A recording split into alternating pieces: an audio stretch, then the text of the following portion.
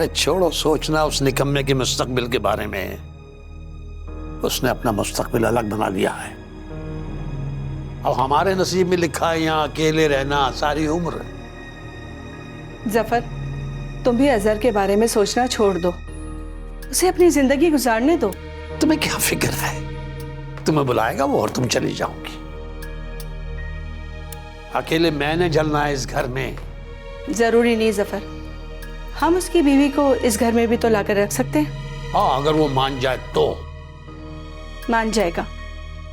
हाँ, और एक बात, समीना का फोन आया था।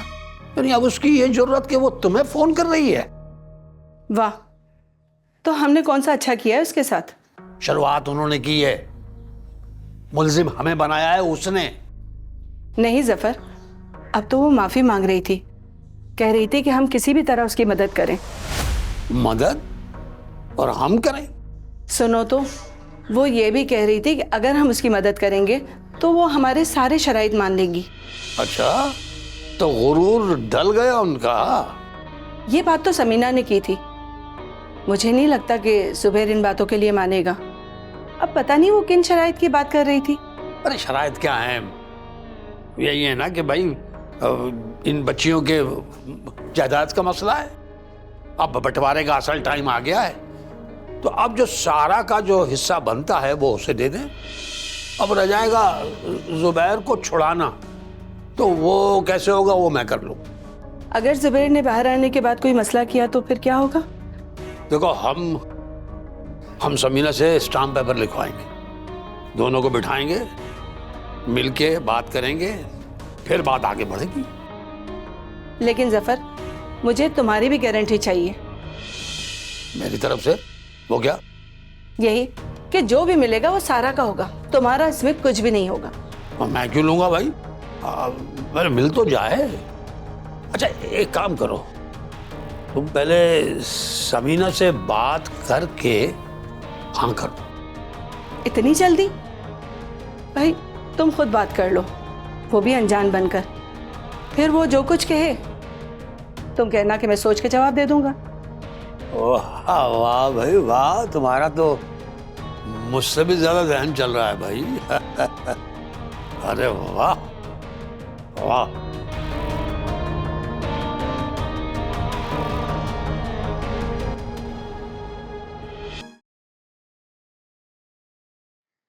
अस्सलाम वालेकुम।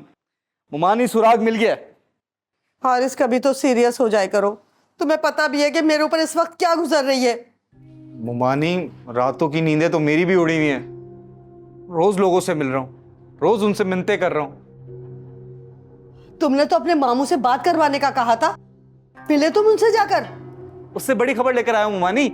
मामू बिल्कुल फिट है, मैंने पता करवाया है, बिल्कुल फिट, आप परेशान ना हो।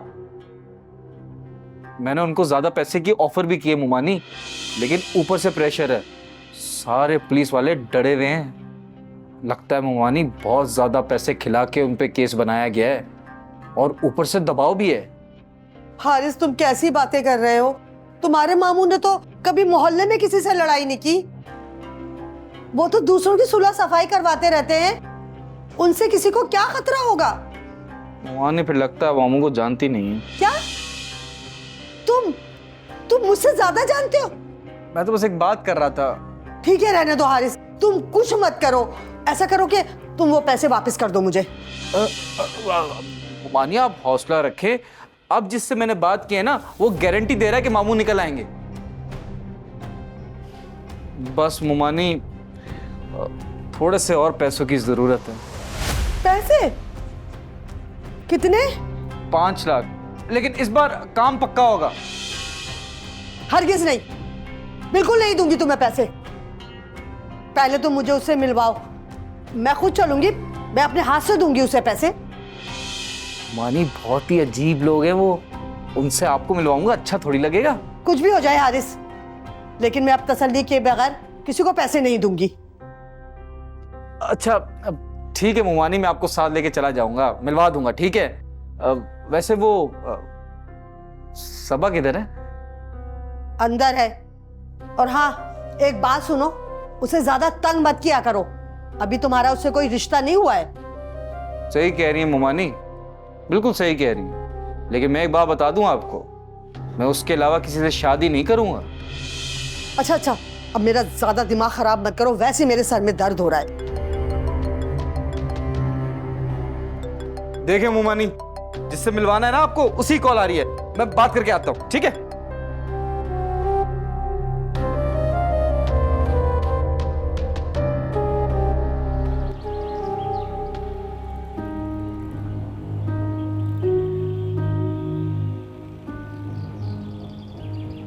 पता लगाया उसका? जी उस्ताद, वो झरना बच्ची को आज भाभी के हवाले कर देगी। बच्ची उसी के पास है, कंफर्म रिपोर्ट है। गलत हो रहा है, बहुत गलत हो रहा है। और रानी मुझे जलील कर रही है, ये ठीक नहीं है। अब तो उसने खुल्लम खुल्ला मेरे मामलात में दखल देना शुरू कर दिया है। कुछ करना होगा, वरना सब जगह इस बात का ढंढोरा पिट जाएगा। क्यों उस्ताद, ढिंढोरा किस बात का? अबे तू चुप कर।